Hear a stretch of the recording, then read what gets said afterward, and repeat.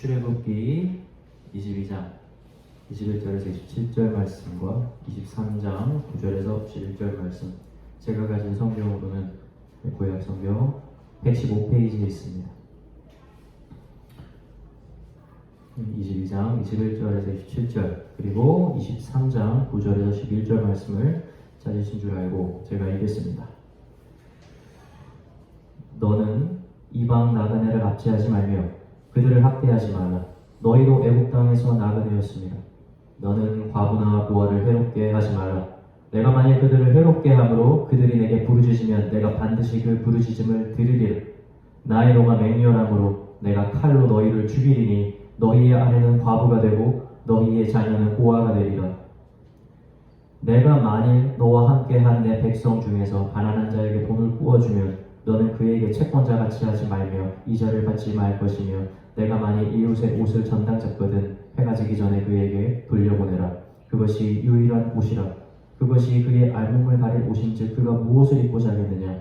그가 내게 부르짖으면 내가 들으리니 나는 자비로운 자니라. 23장 9절부터 읽겠습니다. 너는 이방 나그네를 압제하지 말라. 너희가 애국 땅에서 나그네 되었은즉 나그네의 사정을 아느니라. 너는 6해 동안은 너의 땅에 파종하여 그 소산을 거두고 7째 해에는 갈지 말고 묵혀두어서 내 백성의 가난한 자들이 먹게 하라. 그 남은 것은 들짐승들이 먹으리라. 내 포도원과 갈라몬도 그리할지니라. 아멘. 오늘 설교의 제목이 결초 부분입니다. 혹시 여러분은 이 뜻을 아십니까? 제가 고등학교 때 정말 좋아했던 수업 시간이 있었는데 그게 뭐냐면 한자 시간이었어요. 한자 보통 다 싫어하는데 이 한자 수업이 왜 좋았냐면 항상 선생님께서 사자성어를 가지고 와서 그것에 대한 이야기를 이렇게 해주셨는데 제가 그때 듣고 너무 좋아서 지금까지 기억하고 있는 사자단어 몇 개 되지 않아요. 그 중에 하나가 바로 결초부분입니다. 이 유래가 언제 나왔냐면 이 중국의 춘추시대 때 진나라에 어떠한 장수가 있었어요. 근데 이 장수의 아버지가 나이가 많아 죽게 되었는데 아주 젊은 첩이 하나가 있었습니다. 이 아버지가 죽기 전에 아들에게 이렇게 얘기한 겁니다. 아들아, 너는 이 첩이 아직 젊으니까 이 첩을 나랑 같이 장사 지내게 하지 말고, 옛날 그 당시에는 남편이 죽으면 부인도 함께 매장했다고 그러더라고요. 그래서 그렇게 하지 말고 이 여자가 나가서 다른 남자를 만나서 결혼할 수 있도록 도와줘라, 시집을 보내라, 이렇게 얘기를 했어요. 그런데 딱 죽기 직전에 다시 말을 바꾸게 된 거예요. 아들아, 그냥 내가 죽으면 이 첩도 같이 나랑 매장해버려라, 이렇게 한 거예요. 그러고 돌아가신 거예요. 이 아들이 고민이 되는 거예요. 아버지가 두 가지를 말씀하셨는데. 근데 이 아들이 결정을 내렸습니다. 어떤 결정을 내렸을까요? 아버지가 죽기 직전에는 심신이 미약하셔가지고 잘못 말씀하신 걸 거야.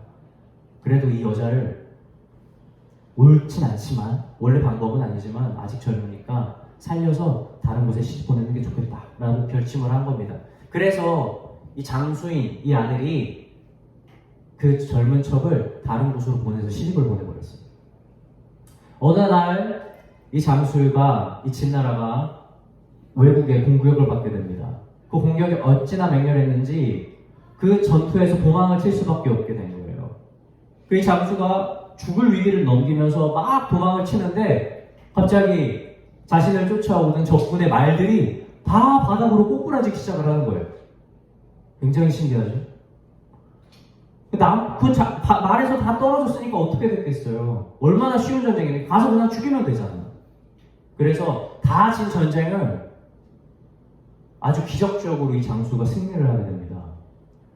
그런데 나중에 알고 보니까 왜 말들이 그렇게 그 장소에 넘어졌냐면 그 풀이 다 일일이 묶여져 있었던 거예요. 알고 보니 옛날에 그 장수가 살려보냈던 첩의 아버지가 그 자신의 딸을 살려준 그 은혜를 잊지 않고 이 장수가 전쟁에서 이기도록 그 적군들이 지나갈 바닥에 풀을 다 묶어버린 거예요. 그래서 풀을 묶어서 은혜를 갚다라는 말의 사자성어가 바로 이 결초부분입니다. 은혜를 끝까지 잊지 않는다라는 말이 있는 거죠. 이집트에서 노역살이를 한 우리 이스라엘 백성들의 모습을 우리는 기억하고 있어요. 그들은 이방인이라는 이유로 계속해서 견제를 당했어요. 뿐만 아니라 많은 괴롭힘도 당했고 그들이 이겨낼 수 없는 일들을 계속해서 하게 됐어요. 노역이 얼마나 심했습니까? 그죠? 쉽게 할 수 있는 일들 일부러 어렵게 만들어서 준 거예요. 그런데 하나님께서는 자신의 뜻이 있는 거예요. 이스라엘 백성들을 번영하게 하기로 한 겁니다. 여러분, 이집트는 이스라엘 백성들을 지배하고 있는 것 같았지만 하나님의 눈엔 그렇지 않은 거예요. 이집트가 이스라엘 백성들을 돌보게 한 겁니다. 그 안에서 이스라엘 백성들이 번영하게 한 거죠. 아무리 이집트의 왕이, 애굽 백성들이 이스라엘 백성들을 괴롭혀도 절대 하나님의 일을 막지 못한 겁니다. 더 커지는 거예요, 이스라엘 백성들이. 너무 번성하는 겁니다. 결국에 어떤 선택합니까? 왕이 얘들아 저기 산파들을 보내가지고 아들이면 죽이고 딸이면 살려라. 이런 일까지 저지르지 않습니까? 정말 힘든 삶을 산 겁니다. 애굽이라는 나라에서 비록 하나님의 계획은 그들을 더욱더 번성하게 해서 나아가게 하는 계획이었지만 이스라엘 백성 입장에서는 사실은 그 이방인으로서의 고통을 다 받은 거예요. 그 선호들을 견디면서 살아온 겁니다.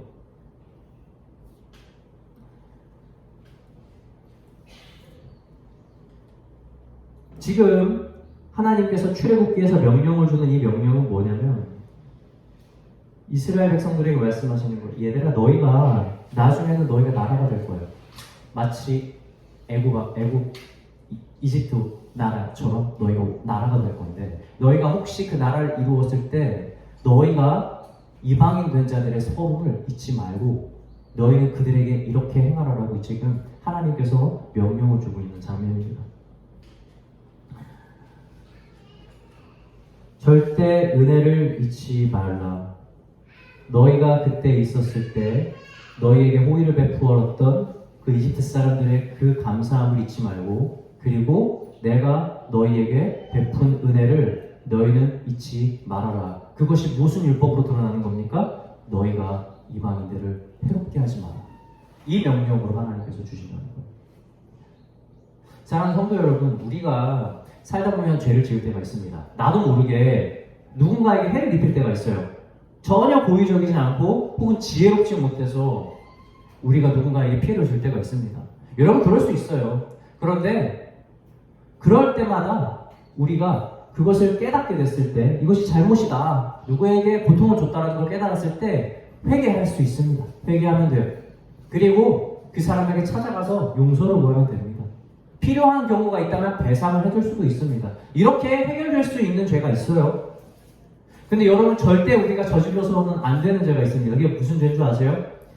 사람에게 해가 되는 걸 알고 있는데 그거를 하는 거예요. 이 사람에게 짐을 지우게 되는 줄 아는데 고의적으로 그 일을 행하는 거예요. 여러분 이거는 하나님께서 정말 분노하시는 죄입니다.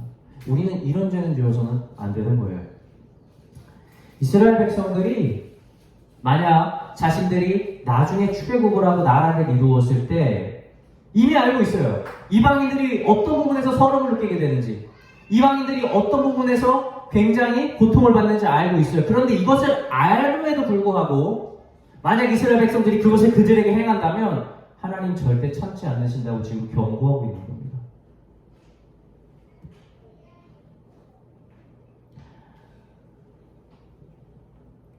하나님은 성경을 통해서 항상 행함의 기준을 어디에 두냐면 우리가 예전에 받았던 은혜를 기초로 행하는 것을 기준으로 둘 때가 있어요.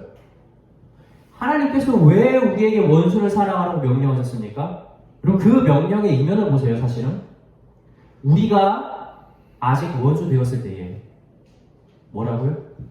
우리가 하나님과 친구 되었을 때가 아니라 우리가 가장 하나님을 맹렬 미워했을 그때에 하나님께서 자신의 사랑하는 독생자 예수 그리스도를 우리에게 보내사 우리가 그를 죽이는 것으로 우리의 생명을 얻게 하신 거예요.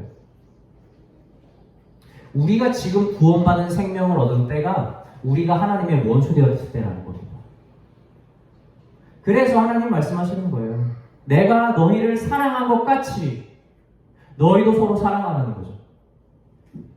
너희가 사랑할 만해서 너희가 나랑 친하니까 내가 너희를 사랑한 것이 아니라 너희가 아직 원수 되었을 때에 내가 너희를 사랑한 그 사랑으로 너희가 내 제자가 되었다면 너희도 가서 너희 원수를 사랑해라. 내가 너희를 사랑한 것 같이 사랑해라.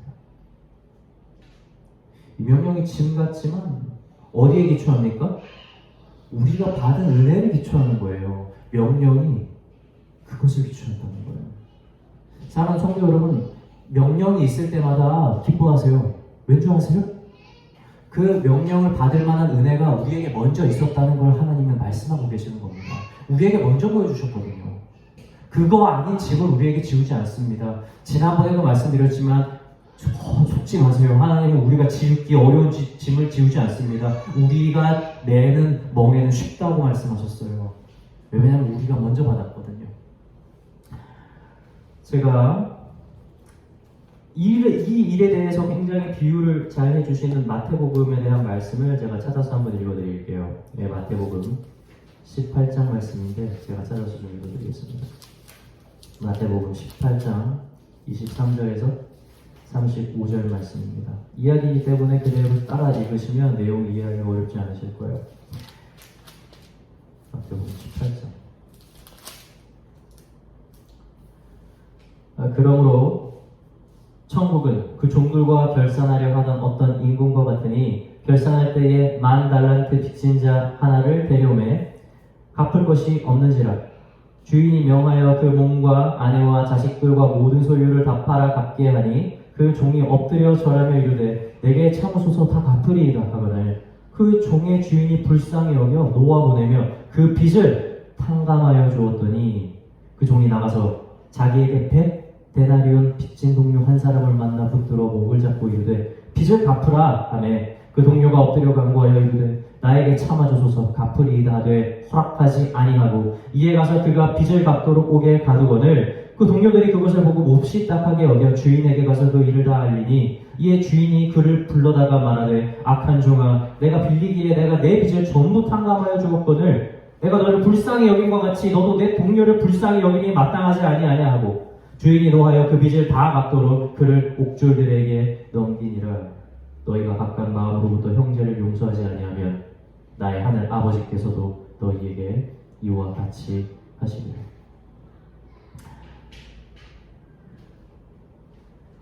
한 달란트가 얼마냐면 5,000데나리온입니다. 한 달란트.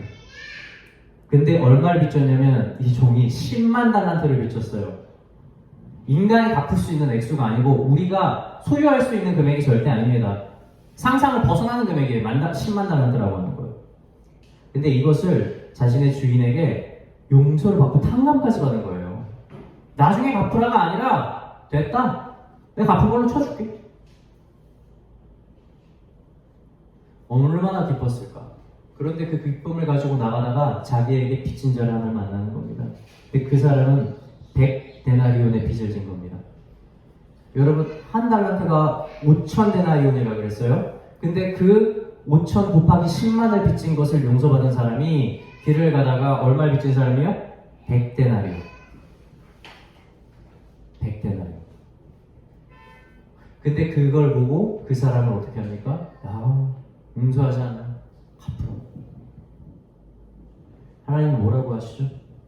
너희가 각각 마음으로부터 형제를 용서하지 아니하면 나의 하는 아버지께서도 너희에게 이와 같이 하시리라.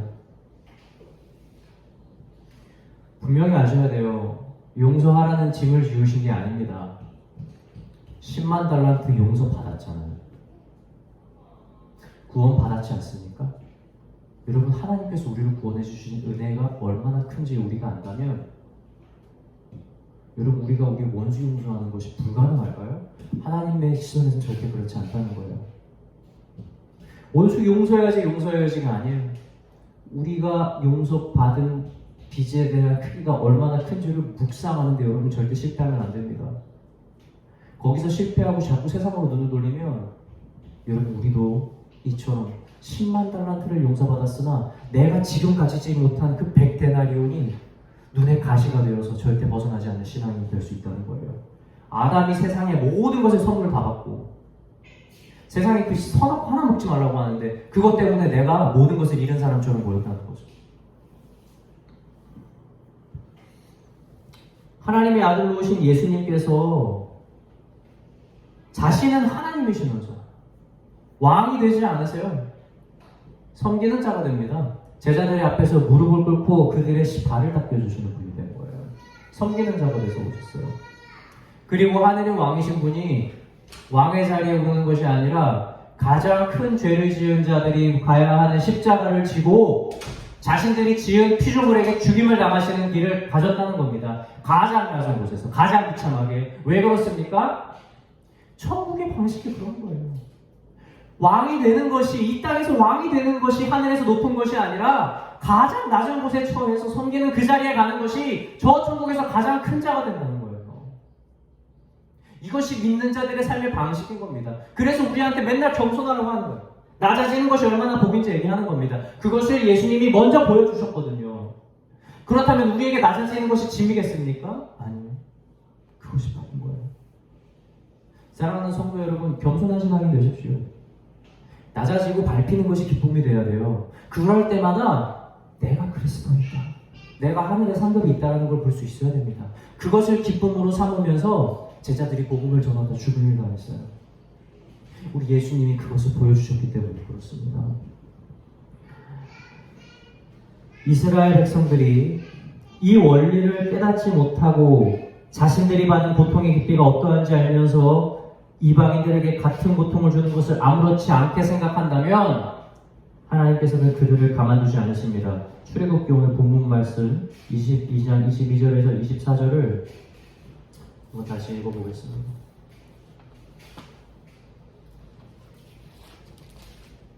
출애굽기 22장 22절에서 24절. 너는 과부나 부하를 해롭게 하지 말라. 내가 만일 그들을 해롭게 함으로 그들이 내게 부르짖으면 내가 반드시 그 부르짖음을 들으리라. 나의 노가 맹렬함으로 내가 칼로 너희를 죽이리니 너희의 아내는 과부가 되고 너희 처녀는 부하가 되리라. 아멘. 결초부은 반대, 배은망덕이죠. 은혜를 잊고 마치 은혜를 받지 않은 사람처럼 사는 모든 사람들에게는 여러분 하나님의 노가 있다는 사실을 기억하는 저 여러분이 되시길 바랍니다. 이방인의 모습을 보면서 이스라엘 백성들은 먼저는 자신들이 받은 하나님의 은혜가 어떠한지를 깨달았어야 했다면, 둘째는 바로 이것입니다. 약한 자들을 돕는 하나님의 성품을 기억하고 그것을 담기 위해서 노력해야 된다는 거예요. 이 당시에는 시대적 컨텍스트가 있어요. 많이 가진 자들과 적게 가진 약한 자들이 존재했고, 그리고 심지어 많이 가진 자들은 적게 가진 자들을 종으로 부리는 것도 가능했던 시대입니다. 그리고 하나님께서는 주인과 종에 대한 관계를 율법으로 정의해 주셨어요.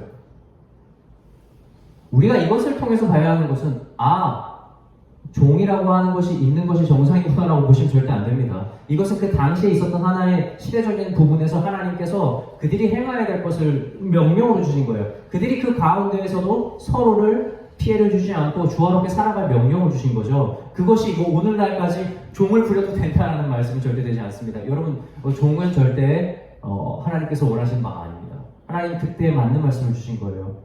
마찬가지로 일부 다처제가 시대적으로 있었다 할지라도 여러분 그것은 절대 성경적인 것은 아닙니다. 이것을 여러분이 이해하셔야 돼요. 사실은 왜 이런 일이 생깁니까? 왜 강한 자와 약한 자의 이러한 관계가 생겨요? 여러분, 이것은 하나님이 원해서가 아니라 인간의 죄 때문에 생기게 된 하나의 잘못된 흐름인 겁니다. 비록 인간의 죄 때문에 첫 단추가 잘못 끼워졌지만 하나님은 그 안에서도 자신의 선한 일들을 이루기 위해서 계명을 주고 명령을 주는 거예요. 너희가 이렇게 살면 문제가 생기지 않을 거야. 비록 이것이 죄 때문에 생긴 일이지만 나는 그 안에서도 나의 성품을 너희가 깨달아서 행하고 그 가운데서도 조화를 이루고 서로가 감사하며 살 수 있는 법을 줄 테니까 너희는 이것을 지키면서 살아라. 여러분, 이렇게 봐야 되는 거죠. 그렇죠? 하나님께서는 절대 약한 자들의 부르짖음을 무시하지 않으십니다. 오늘 읽었지만 그가 내게 부르짖으면 내가 들으리니 나는 자비로운 자입니다. 22장에서 하나님께서는 누굴 말씀하시죠? 바로 과부나 부하를 예를 듭니다. 과부나 노아가 어떤 사람들이에요? 사회적으로 매우 연약한 위치에 있는 사람들입니다. 아버지가 없고 남편이 없는 거예요. 사회에서 자신의 가족을 먹여 살리고, 그렇죠? 그리고 자신의 권리를 주장할 수 있는 남자가 없는 상태인 겁니다. 그러니까 매번 약자예요. 벌이도 없어요. 맨날 가난할 수밖에 없는 사람들입니다. 근데 이러한 사람을 위해서 하나님께서 이스라엘 백성들에게 명령을 주는 것이죠.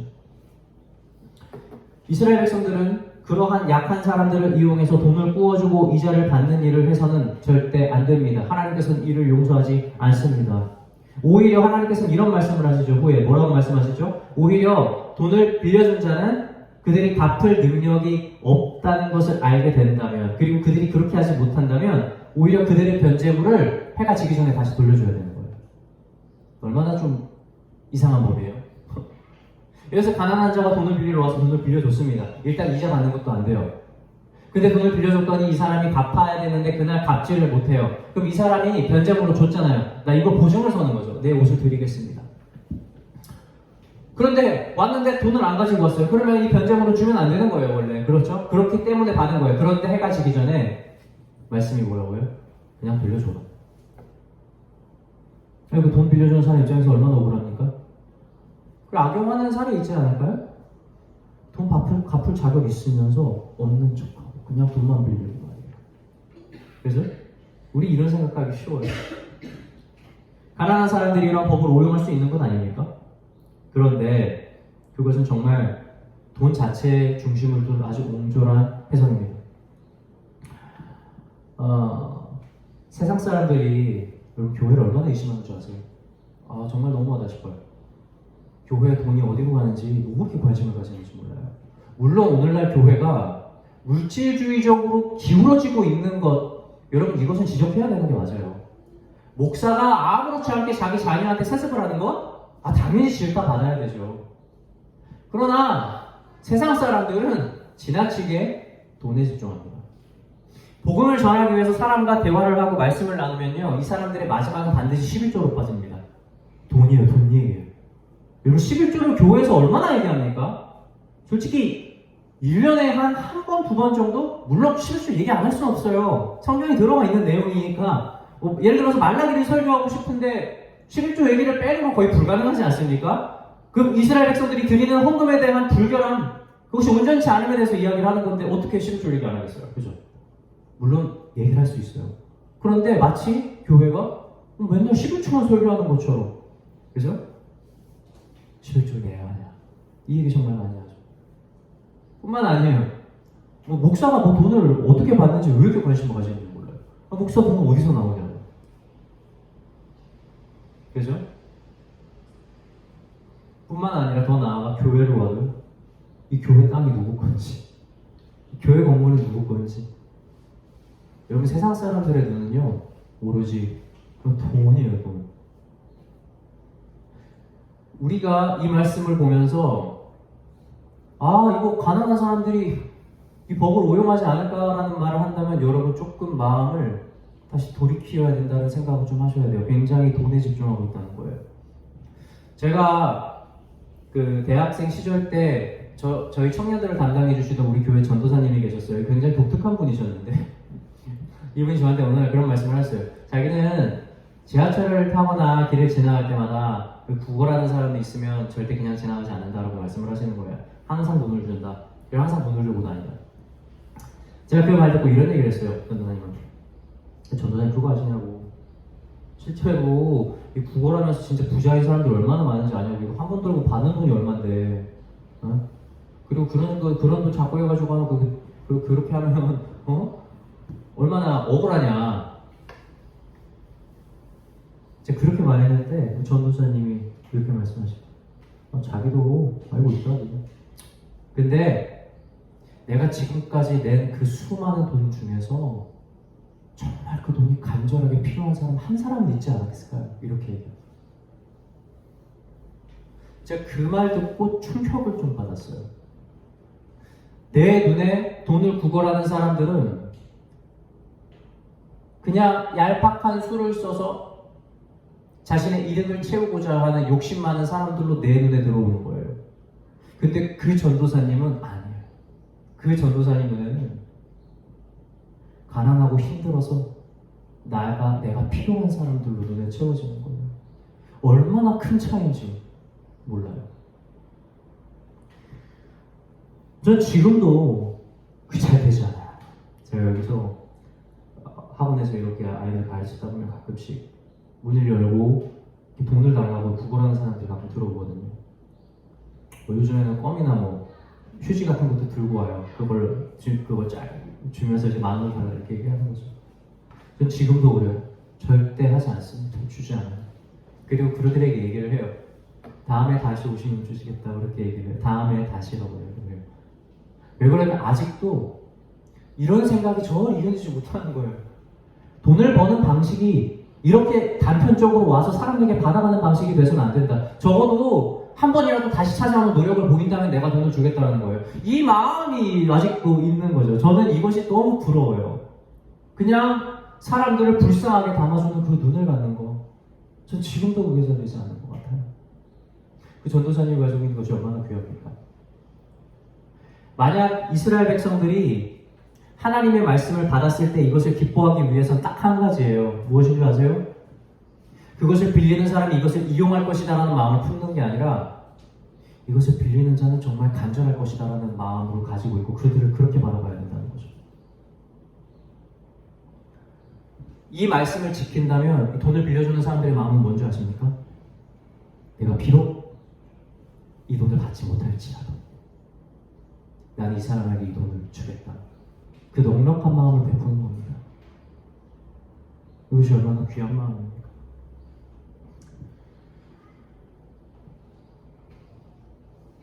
저는 그렇게 생각해요.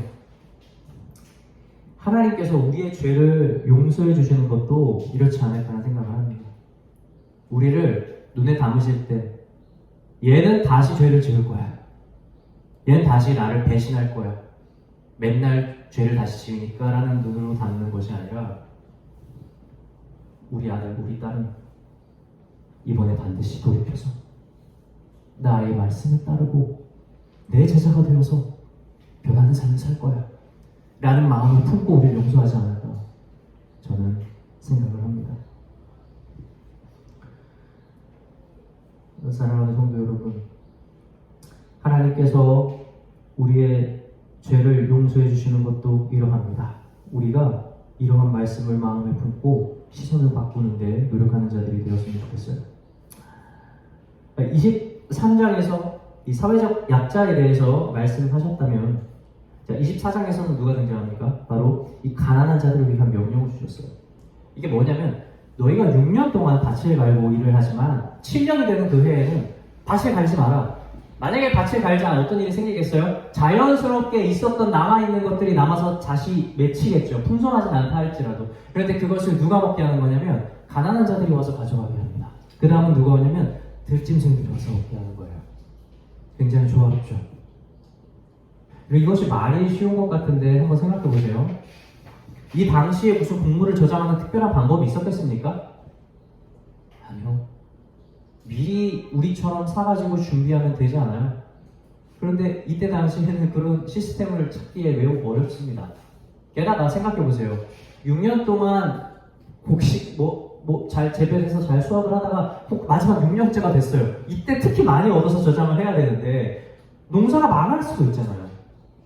그죠? 그러면 7년째 되는 애는 무조건 쉬어야 되는 거예요, 명령에는. 그러면 이스라엘 백성들이 어떻겠습니까, 마음이? 원망스럽지 않겠어요? 아마 이스라엘 백성들이 자신들이 소산에 대해서 걱정을 한다면 이렇게 생각할 것 같아요. 저 가난한 애들 때문에 망했다. 1년 동안 가난한 자들을 비난하지 않았을까라는 생각을 해요. 쟤네들 때문에 우리는 또 1년을 쉬어야 된다. 그런데 이것이 얼마나 그 생각 자체로 어리석을 뿐 아니라 하나님 앞에 큰 죄가 될 수 있는지 여러분 알아야 돼요. 광야에서 이스라엘 백성들이 농사 지었습니까? 말도 안 되는 소리. 하나도 절약하면서 아끼면서 하지 않았어요.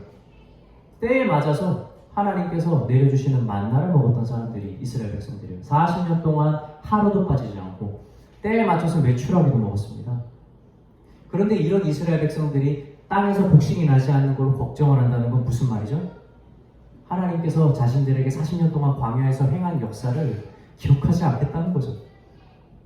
사실 하나님께서 6년 동안 곡식을 재배하고 먹는 것 외에 1년 동안 쉬라고 하는 것은 무슨 의미가 있냐면 내가 너희를 어떻게 먹였는지를 너희는 기억해라. 그 1년을 내가 채우겠다는 것을 하나님께서 보여주시겠다는 거예요.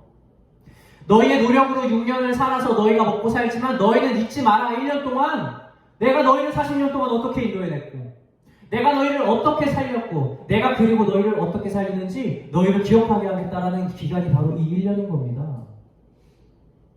믿음을 보겠다는 거죠. 혹시 얼마나 귀한 겁니까?